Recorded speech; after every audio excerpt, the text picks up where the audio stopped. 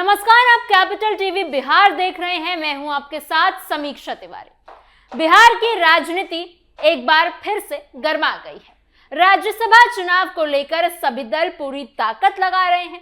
अभी के हालात में ऐसा लग रहा है कि एनडीए के खाते में साफ तौर पर 4 सीटें जाती दिखाई दे रही हैं, लेकिन असली मुकाबला 5वीं सीट को लेकर है। खबर है कि एनडीए इस सीट पर कब्जा करने की तैयारी में है। दूसरी तरफ महागठबंधन ने भी अपनी रणनीति तेज कर दी है। 5वीं सीट के लिए महागठबंधन ने 6ठा उम्मीदवार उतारने का फैसला किया है, जबकि उनके पास भी पूरा बहुमत नहीं है। राजनीतिक गलियारों में चर्चा है कि महागठबंधन की ओर से तेजस्वी यादव को उम्मीदवार बनाया जा सकता है। अगर ऐसा होता है तो मुकाबला और दिलचस्प हो जाएगा। वहीं एनडीए खेमे में भी हलचल बढ़ गई है। हिंदुस्तानी आवाम मोर्चा ने नेता जीतन राम मांझी ने एक राज्यसभा सीट की मांग कर दी है, जिससे गठबंधन के अंदर दबाव की स्थिति बन गई है। इसके अलावा ये भी कहा जा रहा है कि जदयू की तरफ से मुख्यमंत्री नीतीश कुमार के बेटे निशांत कुमार को राज्यसभा भेजा जा सकता है। अब देखना होगा कि बिहार की सियासत किस नई दिशा में मुड़ती है। ये सब आपको बताएंगे हम स्पेशल स्टोरी में। क्रॉस वोटिंग बनेगी गेम चेंजर। बिहार में राज्यसभा चुनाव को लेकर सियासत पूरी तरह से गर्मा चुकी है। अभी तक किसी भी गठबंधन ने अपने उम्मीदवारों के नाम की आधिकारिक घोषणा नहीं की है, लेकिन राजनीतिक गलियारों में कई नाम चर्चा में है। हर पार्टी अपने अपने हिसाब से जोड़ तोड़ और रणनीति बनाने में लगी हुई है। नामांकन की आखिरी तारीख 5 मार्च है और 4 मार्च को होली है। इसलिए माना जा रहा है कि आखिरी दिन ही उम्मीदवारों के नाम सार्वजनिक किए जाएंगे। फिलहाल सब कुछ अटकलों पर टिका हुआ है, लेकिन माहौल ऐसा है कि हर दिन कोई नई चर्चा सामने आती जा रही है। इस बार मुकाबला सिर्फ सीटों का नहीं, बल्कि प्रतिष्ठा, वर्चस्व और भविष्य की राजनीति का भी माना जा रहा है। विधायकों की संख्या के हिसाब से देखा जाए तो एनडीए को साफ तौर पर 4 सीटें मिलती हुई दिखाई दे रही है। इनमें 2 सीटें जदयू और 2 सीटें भाजपा के खाते में जा सकती है, लेकिन असली लड़ाई 5वीं सीट को लेकर है। एनडीए की कोशिश है कि वो ये सीट भी अपने नाम कर ले।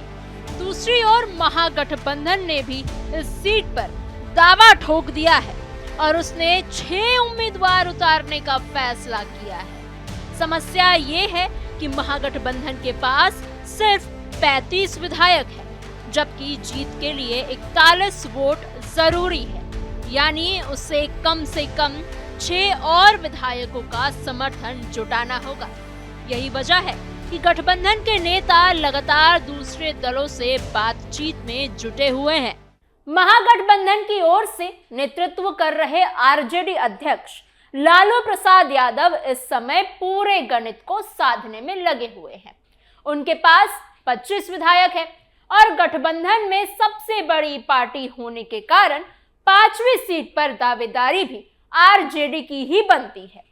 खबर है कि समर्थन जुटाने के लिए एआईएमआईएम के 5 विधायकों और बहुजन समाज पार्टी के 1 विधायक से संपर्क साधा जा रहा है। अगर इन 6 विधायकों को साथ मिल जाता है तो महागठबंधन की राह आसान हो सकती है। हालांकि राज्यसभा चुनाव में व्हिप लागू नहीं होता, इसलिए किसी भी विधायक पर पार्टी लाइन से वोट देने की कानूनी मजबूरी नहीं होती। ऐसे में क्रॉस वोटिंग की आशंका भी बन रही है और यही वजह है कि हर दल अपने विधायकों को एकजुट रखने की कोशिश कर रहा है। चर्चा तो ये भी है कि अगर महागठबंधन किसी मुस्लिम चेहरे को उम्मीदवार बनाता है तो एआईएमआईएम का समर्थन मिलना आसान हो सकता है, लेकिन राजनीति में अंतिम पल तक कुछ भी बदल सकता है। कई बार व्यक्तिगत संबंध और स्थानीय समीकरण भी बड़ा रोल निभाते हैं। ऐसे में कौन किसके साथ जाएगा ये कहना अभी बेहद मुश्किल है। राजनीतिक जानकार मानते हैं कि इस तरह के चुनाव में सिर्फ संख्या ही नहीं बल्कि उम्मीदवार की एक्सेप्टेंस और आपसी तालमेल भी बहुत मायने रखता है। नाराज विधायकों पर एनडीए की निगाह। एनडीए की स्थिति संख्या के लिहाज से थोड़ी मजबूत मानी जा रही है।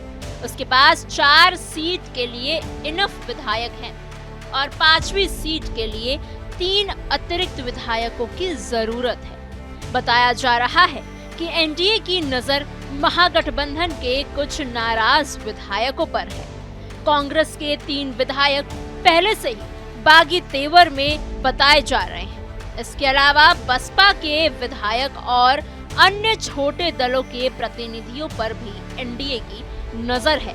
राजनीतिक हलकों में ये भी चर्चा है कि इस तरह के चुनाव में जोड़ तोड़, मनुहार और कभी कभी प्रलोभन भी अहम भूमिका निभाते हैं। इसलिए दोनों खेमे पूरी तरह सतर्कता के साथ अपनी चाल चल रहे हैं।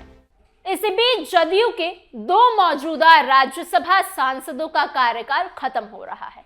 इनमें रामनाथ ठाकुर और हरिवंश नारायण सिंह शामिल हैं। अभी तक ये साफ नहीं हुआ है कि पार्टी इन्हें दोबारा मौका देगी या फिर नए चेहरों को आगे लेके आएगी। चर्चा है कि हरिवंश को बदला जा सकता है, लेकिन रामनाथ ठाकुर को लेकर पार्टी में अभी भी विचार चल रहा है। रामनाथ ठाकुर पूर्व मुख्यमंत्री कर्पूरी ठाकुर के बेटे हैं और अति पिछड़ी जाति से आते हैं। जातीय समीकरण के लिहाज से उनका नाम महत्वपूर्ण माना जा रहा है। अगर उन्हें हटाया जाता है तो इसका असर कुछ वोटरों पर पड़ सकता है। इसीलिए पार्टी बहुत सोच समझकर फैसला लेना चाहती है। इन्हीं चर्चाओं के बीच सबसे ज्यादा सुर्खियां मुख्यमंत्री नीतीश कुमार के बेटे निशांत कुमार को लेकर है। कहा जा रहा है कि जदयू कोटे से उन्हें राज्यसभा भेजा जा सकता है। जी हां, हालांकि पार्टी की ओर से अभी तक कोई आधिकारिक बयान नहीं आया है, लेकिन ये चर्चा तेजी से फैल रही है। विधानसभा चुनाव के दौरान निशांत कुछ क्षेत्रों में सक्रिय भी दिखे थे और समर्थकों ने खुले तौर पर उनसे राजनीति में आने की अपील भी की थी। अगर उन्हें राज्यसभा भेजा जाता है तो इससे उनकी औपचारिक राजनीति एंट्री माना जाएगा। यहीं से एक बड़ा सवाल भी खड़ा हो जाता है कि नीतीश कुमार ने अपनी राजनीति में हमेशा परिवारवाद का विरोध किया है। उन्होंने खुद को उन नेताओं से अलग बताया है जिन्होंने अपने परिवार के सदस्यों को राजनीति में आगे बढ़ाया। बिहार की राजनीति में लंबे समय से परिवारवाद एक बहुत बड़ा मुद्दा रहा है। लालू प्रसाद यादव के परिवार का उदाहरण अक्सर दिया जाता है, जहां राबड़ी देवी और तेजस्वी यादव अभी भी सक्रिय राजनीति में हैं। नीतीश कुमार ने हमेशा इस मॉडल से दूरी बनाए रखी है, अपने परिवार को राजनीति से दूर रखा है। ऐसे में अगर वो अपने बेटे को राज्यसभा भेजते हैं तो विपक्ष जरूर उन पर सवाल उठाएगा। रणनीति या उत्तराधिकारी की तैयारी। कुछ राजनीतिक एक्सपर्ट्स इसे अलग नजरिए से भी देख रहे हैं। उनका मानना है कि यह नीतीश कुमार की भविष्य की रणनीति का हिस्सा हो सकता है।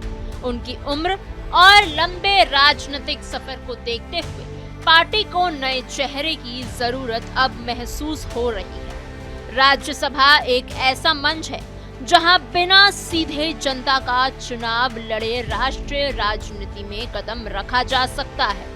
अगर निशांत कुमार को वहां भेजा जाता है तो वो धीरे धीरे राजनीति की बारीकियां सीख सकते हैं। इसे नेतृत्व के उत्तराधिकारी की तैयारी के रूप में भी देखा जा रहा है, लेकिन ये फैसला आसान नहीं है।